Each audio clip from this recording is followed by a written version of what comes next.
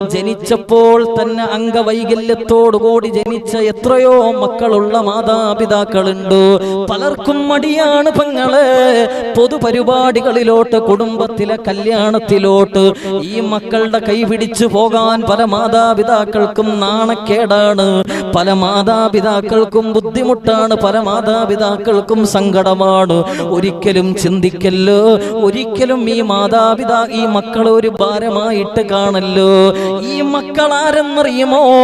അംഗവൈകല്യം സംഭവിച്ച്, ബുദ്ധിക്ക് ഭ്രമം സംഭവിച്ച്, നിന്നെ നോക്കി പുഞ്ചിരിക്കാൻ മാത്രം അറിയാവുന്ന നിന്റെ വീടിന്റെ അകത്തോ നീ ഒരു ഭാരമായിട്ട് കാണുന്ന ഈ ഭിന്നശേഷിക്കാരനായ നിന്റെ മകൻ, അതല്ലെങ്കിൽ ഭിന്നശേഷിക്കാരിയായ നിന്റെ മകൾ നിന്നെ സംബന്ധിച്ച് ആരെന്നറിയുമോ?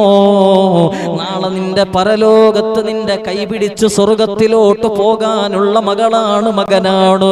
നാളെ നിന്റെ പരലോകത്ത് നിന്റെ കൈപിടിച്ച് നിന്റെ സ്വർഗത്തിലോട്ട് അല്ലാഹുവിന്റെ അനുഗ്രഹങ്ങൾ കൊണ്ട് നിറയ്ക്കപ്പെട്ട പടച്ചവന്റെ ജന്നാത്തുൻ നഈമിലോട്ട് നിങ്ങളുടെ കൈപിടിച്ച് കടന്നു പോകാനുള്ള മക്കളാണ്.